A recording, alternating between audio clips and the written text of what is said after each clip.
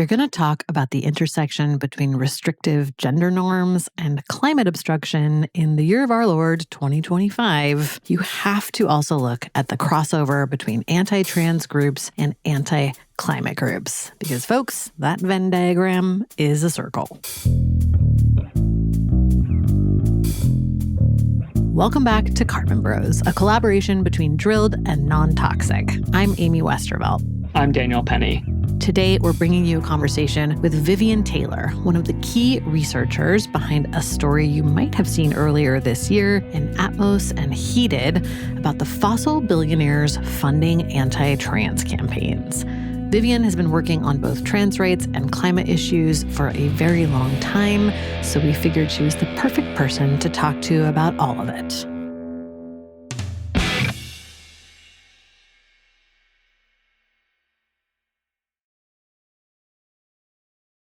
So, hi, my name is Vivian Taylor. I am a climate policy and environmental health policy expert. I am a former researcher who worked at the climate think tank Climate Nexus before it went away in 2024. I am also a longtime transgender rights activist. I have, in various ways, been working on trans rights issues since I got out of the Army in 2010. From 2013 to 2015, I was the executive director of the Episcopal Church's International LGBT Rights Ministry. I also have been working in North Carolina against discrimination focused on transgender people, and specifically working against the promotion of laws to criminalize homosexuality and transgender stuff. While I was the executive director of the Episcopal Church's International LGBT Ministry, this was back in 2014 when Uganda passed an anti-homosexuality law lobbied heavily by white American Christians. So I did a lot of work with people in Uganda there, pushing back against the criminalization of homosexuality in that country, which led to just terrible suffering. A lot of people were killed, a lot of sexual violence, a lot of people imprisoned for no reason. Terrible, terrible stuff. And so, since then, I have had, even in my environmental work, a very strong focus on trying to understand the criminalization of homosexuality and the criminalization of transgender people and how that ties into all of this. So, in my climate work, I've also always done environmental health work. I cannot tell you how much I believe that people should have access to clean drinking water, that if they don't have clean drinking water, it's going to hurt and kill them, especially poor people, especially kids, especially people with disabilities and illnesses. Like, look, we just got to get people clean water. I don't care what God you believe in or don't believe in, what moral code you have, what wonderful, exciting philosophy you have. One way or another, we got to give people clean water. Just got it. So I've worked on this a lot. In 2021, I came to work at the think tank Climate Nexus, and I was working on our climate finance team and also our climate health team. And there's a huge amount of crossover because climate change is just extraordinarily expensive. Not just that it destroys our infrastructure, which it does, but also, like, hotter weather is dangerous. Wetter weather spreads more disease. So I did a lot of research on how this was being communicated about. And starting in 2021, I was working every day on a climate finance newsletter that was going out to a couple thousand reporters and policymakers and so on. just following all this. And every day I would have to go through and collate and write up summaries. And one of the things I noticed very quickly was that this anti-woke narrative that was specifically focused on fear-mongering around transgender people, this is all getting used to hammer the idea that we should invest in solar and we should add batteries to the electrical grid to make it more reliable and more efficient. The thing is, it is hard to make direct argument that we should ignore climate change and just keep pumping money into fossil fuels forever. Right. It is getting hotter every single year.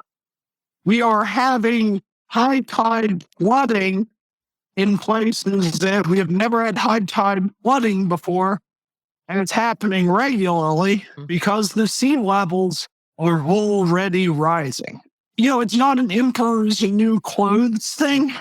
We're all wearing the emperor's new clothes when it comes to climate change. Right. And kind of the only way you can get people to do that is if you keep them distracted. And so, with all of this really intense anti-trans rhetoric, and specifically rhetoric around criminalizing trans people and beginning to really push back on gay people's right to marry, gay people's right to have jobs like teachers or other roles that come with a high level of trust and responsibility, I begin to wonder, is this just something I'm noticing? Is this the blue car rule? You get a blue car, you see blue cars everywhere. Am I just a gay person? And so I see anti-gay stuff everywhere. So we started looking into it. And so what we did was we just identified 40 of the most prominent groups that have been leading the charge on anti-transgender rhetoric and activism and pushing anti-trans laws that are leading into anti-homosexuality laws. And what we found is there was a huge amount of funding from the fossil fuel industry. 80% of these groups were receiving fossil fuel industry money. Wow. What we have seen is the fossil fuel industry trying to protect itself from, people being upset with there being more flooding, more extreme weather, more heat waves. The fossil fuel industry doesn't want to deal with people upset about that stuff. So instead, the fossil fuel industry has been funding this massive societal upset about transgender people. And that has hurt everybody. It's interesting because I feel like there was this moment where people started really freaking out about Project 2025. And for a lot of people, it was the first time they heard of the Heritage Foundation and all that, right? So there was this whole focus on Heritage Foundation and Project 2025 and whatever. We did this jumbo spreadsheet of all the different organizations involved and where their funding was coming from, what other issues they advocated for, and who worked for them and where else those people worked and all that stuff. And there too, it was just very clear that it's a lot of the same funders that are funding anti-climate stuff are funding anti-trans work. And a lot of the organizations are working on both those issues. And a lot of the organizations that had been anti-abortion organizations almost exclusively for a long time, you could totally see they kind of won their battle, right? And they've built up all this infrastructure and have all this funding coming in, and they're not just going to dismantle that. And a lot of them had just pivoted to anti-trans and anti-climate. It was those two things were seen as this the next battlefront or whatever. It's very disturbing. It is. Yeah. But I think one of the good things to remember is if it's just trans people fighting the fossil fuel industry, the hard reality is that trans people are probably just going to lose. But if we all come together to work for a world where we both have a survivable environment and a lack of bigotry towards all minority groups. If we all come together, we can get that.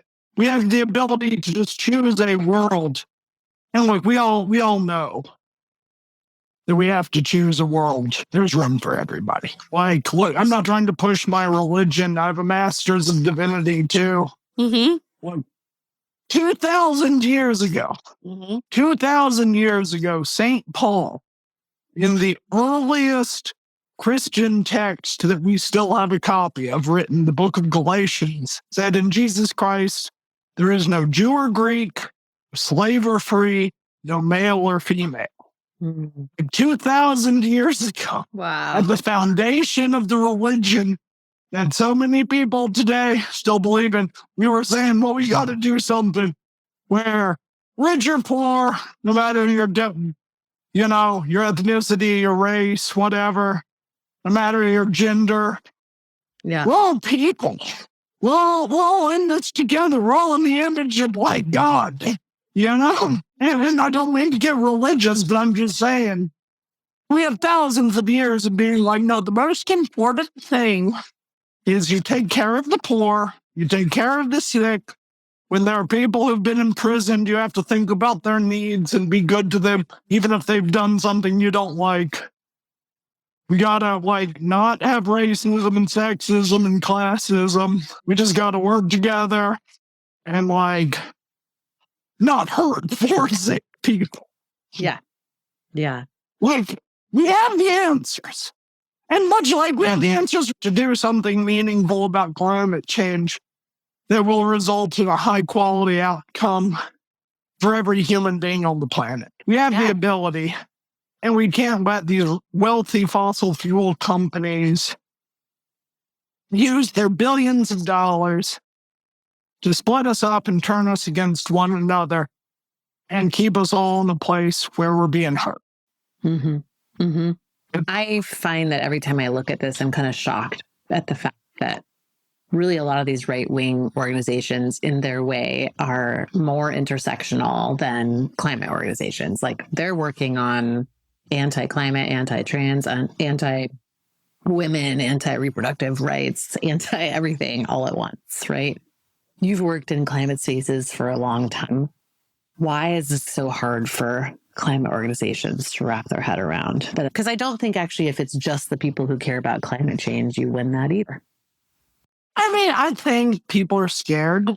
I think that there's a really intense campaign right now to say, hey, you should not be talking about climate change. You should not admit that climate change is real. You should not be trying to do anything about climate change. Yeah. And when people are under that much pushback, I think people get scared that, if we talk about racism, we talk about sexism, if we talk about homophobia, well, that's going to be a step too far. Then no one's going to listen to the climate stuff. And then, we just need to. Yeah. Why can't we just talk about microgrids and batteries? Exactly. And it's like, well, because we don't talk about everything. Yeah. Sorry guys, we're talking about the environment of the planet. And to talk about the environment of the planet, you have to deal with the people who live on the planet. We're animals too in this little ecosystem. Yeah. Sounds so simple, and yet, yeah. And I get it too. What? Trying to have a consistent position on justice is very hard. There's things going on in the world where there are moral positions where if you take them, there's a chance that you will lose your job. You will not be able to get another job immediately. Yeah. Yeah. You are going to be bad trouble if you act like a basically moral person. Mhm. But, life's short. And you can say, well, life's short. I better take care of myself now. Or you can say, well, life's short. I may as well just pay the price and try to move the world forward to a better place. Yeah. But, it's easy for me to say. Yeah. But yeah, I think we gotta just keep working. We gotta keep remembering what the consequences of this stuff are. When I was in the Army, I had a number of buddies who were firefighters. It was an aviation unit. And so we had to have our own firefighting squad. And I got to know a number of these guys. I got to hear a fair amount about firefighting. And let me tell you, I have never met a firefighter who's I don't care about poor families in apartment buildings. When I hear an apartment building is on fire, I just don't care about those people in there. There's a kid hiding in the closet because she's too afraid of the fire. And if she isn't found in the next 45 seconds, she's going to roast like a chicken. No, that's not how firefighters are. They are so focused on those people. They are so focused on those families. They're so focused on no, you have to spray the water like this, because if you spray the water like that, it'll totally destroy the house. But if you spray it like this, then they can rebuild. And you got to think about not just the family right now, but about the family's economic outcomes over the next 10 years. When I hear a man talk about protecting a family's economic outcomes over the next 10 years, I tend to think, well, whatever this man's religion is, whatever his politics are, these guys seem to be on track for what I'm looking for out of a firefighter. And I think that's kind of what we're doing when we're thinking about environmental health. Mhm. Look, I love batteries. But guess what? If you just talk about the technology, you just sound like a cell phone ad. And if you can just focus on the effects on people, I think that's where the difference comes. We gotta love one another. We gotta stop attacking minority groups. And we move in a direction that protects the health and happiness of all people. We're gonna be okay. Carbon Bros is an original series from Drilled and Non-Toxic, written by me, Amy Westervelt. And by me, Daniel Penny. Our senior producer and sound designer is Martin Zaltz-Ostwick. He also composed our theme song. Check his stuff out. Our engineer is Peter Duff. Fact-checking by Shilpa Jindia. Original artwork by Matthew Fleming. Our First Amendment attorney is James Wheaton with the First Amendment Project. Marketing by Maggie Taylor. Check out the Non-Toxic podcast for more on the manosphere, and go to drilled.media for more climate reporting and to support our work.